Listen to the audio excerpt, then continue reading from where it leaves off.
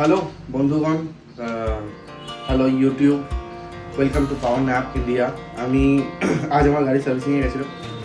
তো সার্ভিসিংয়ে সকালবেলায় পৌঁছেছিলাম 10:30 নাগাদ। এখন বাজছে 1:15, ঠিক আছে। 1:15 বাড়ি ফেরত আসলাম।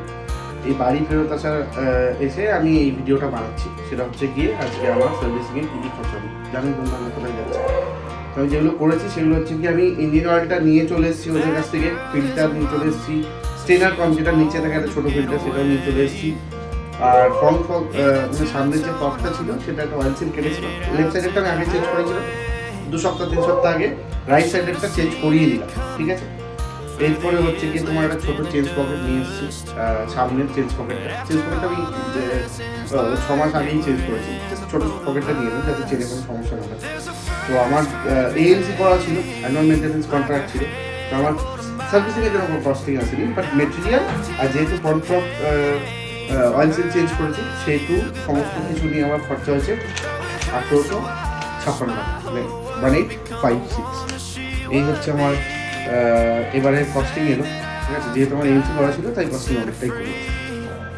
1856 টাকা এক্সপাইট ন্যাচারাল এরকম একটা কিছু খরচা হওয়ার দরকার ছিল। তো আমি যেগুলো তোমাদেরকে বলার সেটা হচ্ছে গিয়ে লং ট্যুর বা কোথাও বড় ট্যুরে গেলে যেটা করা খুব দরকার সেটা হচ্ছে গিয়ে গাড়ির ব্রেক শ্যু।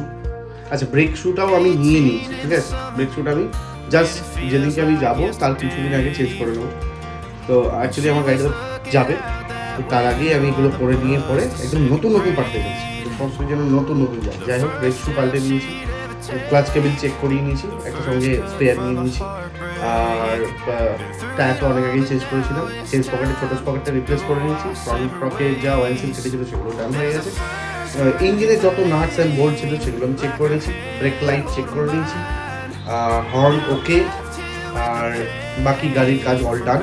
এটুকুই নর্মাল একটা গাড়ির মিনিমাম চেকিং যেটা দরকার সেটা হচ্ছে ইঞ্জিন অয়েল ফিল্টার, তারপরে তোমাদের ব্রেক শ্যু, ব্রেক প্যাড, তারপরে চেঞ্জ পকেট, লিউব ক্যারি করা দরকার, এবং ক্লাচ কেবল, ব্রেক কেবল এগুলো তো অতি অবশ্যই দরকার চেক করা। এবং লিউব চেষ্টা করবে, এটা আমার ওপিনিয়ন, প্রতি 300 আর 500 অন্তর একবার করে লিক করে। বাকি যারা রাইড করো জানো যে চেন থেকে একটা শব্দ বেরিয়ে আসে, যেই শব্দটা বেরিয়ে আসে তখনই আমরা বুঝে যাই যে হ্যাঁ এবার চেন লিউবের প্রয়োজন।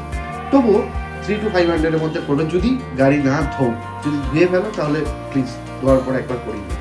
এই হচ্ছে টোটাল কস্টিং আমার 1856 টাকা আমার গাড়ি রেডি যাওয়ার জন্য। বাকি তোমরা রেডি কিনা আমাদের সাথে যাওয়ার জন্য সেটাই ফলো করতে হবে। তো টেক কেয়ার, ভালো থেকো সবাই।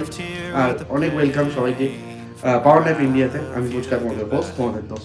তোমাদের আশার, তোমাদের ভালোবাসা দিও, আমরা ভিডিও দিতে থাকি।